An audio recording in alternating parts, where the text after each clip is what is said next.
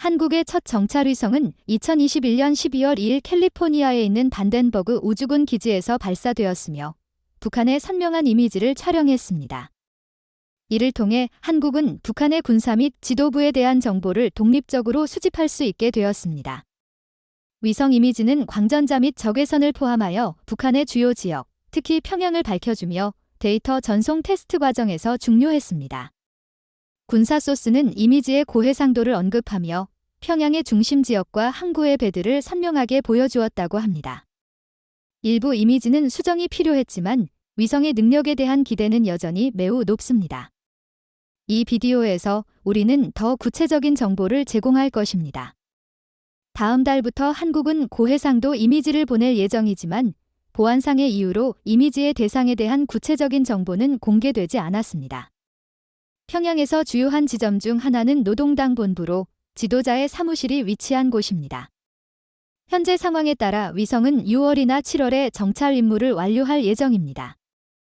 전체 운영 단계에 들어서면 이 위성은 2025년까지 한국이 북한을 감시하는 데 있어 미국 위성에 대한 의존도를 줄이고 독립적 감시 능력을 강화하는 데 도움이 될 것입니다. 한국은 또한 SAR 레이더 위성 4대를 우주로 추가 발사할 계획이며 첫 위성은 미국 플로리다의 공군 기지에서 4월에 발사될 예정입니다.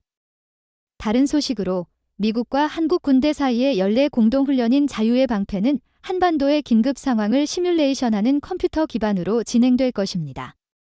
이 훈련은 육지, 바다, 공중, 사이버 공간, 우주 공간에서의 실제 훈련과 다른 활동을 포함하여 안보 위협을 반영한 시나리오에 기초하여 진행됩니다. 목표는 미국과 한국 동맹의 방어 능력, 상호작용 및 조정을 강화하는 것이며 특히 한반도의 긴장 상황에서 중요합니다. 양국의 군사 관계자는 이 훈련이 매우 진지하고 현실적일 것임을 강조했습니다. 미국과 한국 군대의 공동훈련은 최근 충돌에서 얻은 교훈을 바탕으로 한 시나리오에 따라 진행되며 실제 훈련 항목은 지난 봄의 훈련보다 2배 많은 48가지가 될 예정입니다. 활동에는 폭격, 실제 총알 사격, 순항 미사일 요격 등이 포함됩니다. 한국의 연합뉴스 야네프에 따르면 미국은 이번 훈련에 핵 추진 항공모함, 전략 폭격기 및 기타 전략 무기를 한반도에 배치할 가능성이 있으며 이는 북한이 수년간 반대해온 조치입니다. 이 훈련에는 유엔군사령부, UNC의 일부 회원국과 중립국 대표로 구성된 감시위원회가 참여하여 활동을 감시합니다. 2024년 초부터 현재까지 미국과 한국군은 2차례의 공동훈련을 실시했으며 첫 번째 훈련은 1월 초 북한 국경 근처에서 진행되었습니다. 이러한 훈련은 북한이 미사일 시험 발사를 계속하고 핵 능력을 개발함에 따라 한반도에서의 긴장이 고조되는 상황에서 이루어집니다. 지난달 북한의 김정은 위원장은 한국과의 평화적 통일을 추구하지 않겠다고 선언하며 미한 연합훈련에 대해 북한의 강력한 반응이 예상된다고 밝혔습니다. 북한은 과거의 탄도미사일과 순항미사일 시험을 통해 반응한 바 있습니다. 또 다른 소식으로 미국 하원의장 낸시 펠로시가 1월에 조 바이든 대통령에게 국정연설을 하도록 초청하는 편지를 보냈습니다. 조 바이든 대통령은 트위터를 통해 국정연설 참석 및 발표에 대한 초청을 수락했다고 확인했습니다. 백악관 관계자에 따르면 올해의 연설에서 바이든 대통령은 지난 새해 동안 자신의 정부가 이룬 성과에 초점을 맞추고 미국의 미래에 대한 그의 비전을 언급할 예정입니다. 예상되는 주제로는 국민의 생활 비용을 줄이기, 초부유층과 대기업에 대한 세금 인상, 생식 건강 보호 조치, 그리고 펜타닐과 같은 마약의 차단이 있습니다. 대통령은 또한 양당이 지지하는 인프라 법안, 전국의 도로, 다리 및 철도 시스템을 개선하기 위한 노력과 CHIPS 및 과학 법안, 반도체 칩의 국내 생산을 위한 수십억 달러 미국 투자에 대해 강조할 것으로 예상됩니다. 올해의 국정연설은 전통적인 1월 말이나 2월 초가 아닌 3월 0일에 진행될 예정이며 이는 슈퍼화요일 프라이머리 선거가 실시되는 2일 뒤로 15개 주와 미국 영토에서 프라이머리 선거가 열리는 날입니다.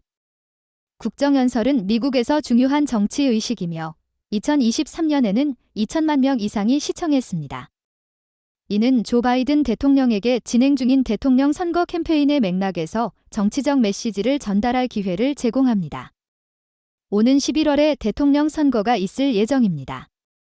하지만 바이든 대통령은 나이, 가자 지구의 갈등, 인플레이션에 대한 우려와 함께 전임 대통령 도널드 트럼프보다 낮은 신뢰도를 가지고 있는 도전에 직면해 있습니다. 현재 조 바이든 미국 대통령의 신뢰도는 43%로 백악관을 향한 경쟁에서 도널드 트럼프 전 대통령보다 5% 낮습니다. 이는 2015년 트럼프 전 대통령이 백악관 진출 경쟁을 시작한 이래 뉴욕 타임스와 시에나 칼리지가 실시한 여론조사에서 그의 상대에 비해 가장 큰 우위를 기록한 것입니다. 이는 바이든 대통령을 4년 전 트럼프 전 대통령보다도 덜 인기 있는 미국 대통령 중 하나로 위치시키며 심지어 전임 대통령보다도 인기가 적습니다. 나이 문제에 대해 설문조사에 참여한 유권자의 73%는 바이든 대통령이 나라를 효과적으로 이끌기에는 너무 늙었다고 생각했으며 도널드 트럼프 전 대통령에 대해서는 42%의 유권자만이 그렇게 생각했습니다. 2월 27일 바이든 대통령과 트럼프 전 대통령은 모두 미시간주에서 열린 민주당과 공화당의 예비선거에서 쉽게 승리를 거두었습니다. 73%의 개표가 완료된 상황에서 바이든 대통령은 81%의 지지를 얻어 미네소타주의 하원 의원인 딘 필립스를 압도했습니다.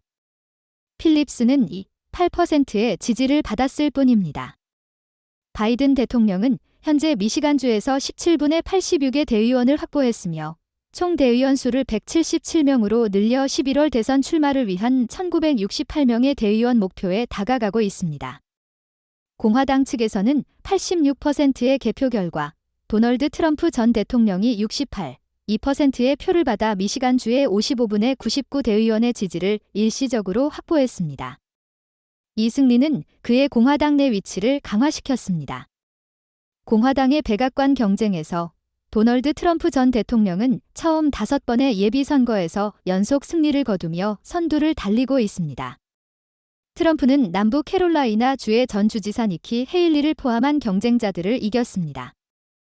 헤일리는 현재 26.6%의 지지를 받고 있으며 임시적으로 2명의 대의원을 추가해 총 22명의 대의원을 확보했습니다. 트럼프는 헤일리의 고향주에서 20포인트 차이로 크게 이겼습니다.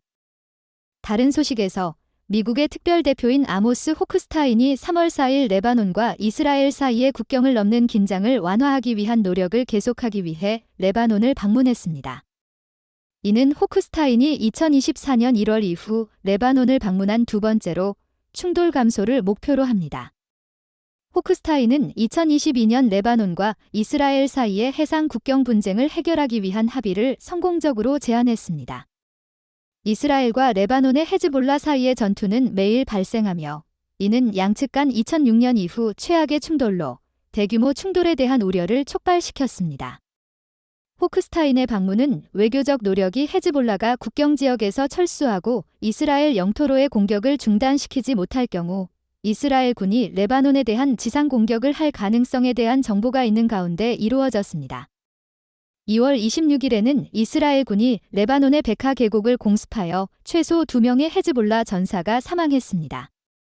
로이터 통신에 따르면 레바논의 소식통은 이스라엘과 이란이 지원하는 무장단체 헤즈볼라 간의 전투가 2023년 10월에 발발한 이래 이스라엘의 이번 공격이 레바논 영토 내에서 가장 깊숙이 이루어진 공격이라고 밝혔습니다. 헤즈볼라는 이 행동이 이스라엘의 가자 지구에서의 군사 계획에 대한 반대를 목적으로 한다고 주장했습니다. 이스라엘군은 자신들의 UAV가 헤즈볼라에 의해 격추된 것에 대한 대응으로 베카 계곡에 있는 헤즈볼라의 방공 시스템을 공격했다고 발표했습니다. 레바논의 아나드 방송국이 이 지역에서 연기가 피어오르는 모습을 방송했습니다.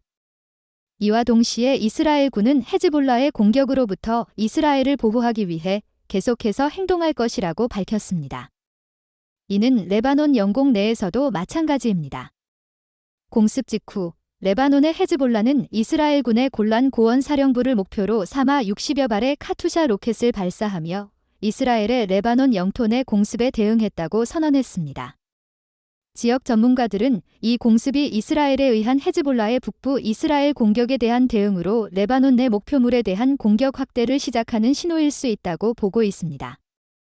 또한 아랍 언론은 미국의 몇몇 정보 관료들이 이스라엘 군이 2024년 봄 끝에서 여름 초에 걸쳐 레바논에 대한 보병 공격 계획을 시작할 수 있다고 평가하고 있다고 보도했습니다.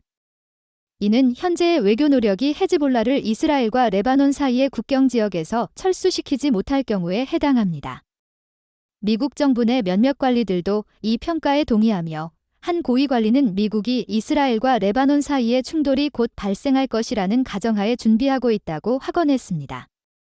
저희 영상을 끝까지 시청해 주셔서 감사합니다.